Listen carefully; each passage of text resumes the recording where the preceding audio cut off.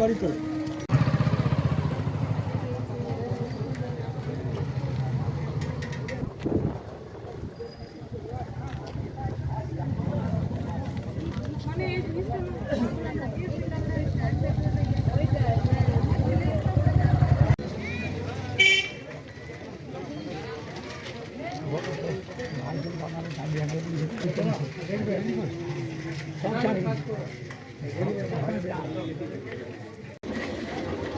হ্যাঁ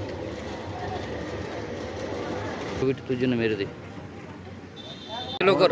আমরা আমাদের অন্ডা থানা থেকে খবর পাই যে এরকম এখানে একটা লোক দরজা বন্ধ আছে, ভেতরে গলায় দড়ি দিয়েছে, আর ভেতরে একটা মহিলা ডেড বডি পড়ে আছে। তারপর পুলিশ আসে, পুলিশ এসে দরজা ভেঙে এবং স্থানীয় মানুষের সাহায্যে ভেতরে ঢুকে দেখে যে ধনঞ্জয় চন্দ, যে বয়স আনুমানিক 48 বছর বয়স, ইসিএলে কাজ করে, সে গলায় দড়িতে ঝুলছে এবং ঘরের ভেতরে ওনার স্ত্রী খাটের উপর বিছানার উপরে তাকে সম্ভবত ব্লাউজ দিয়ে গলায় শ্বাসরোধ করে মেরে দিয়েছে এবং তার বডি বিছানার উপর সাইডে রয়েছে। আমরা ওর ডেড বডি এবং ছেলেটার ডেড বডি উদ্ধার করেছি এবং উদ্ধার করে আমরা পোস্টমর্টমের জন্য পাঠাচ্ছি।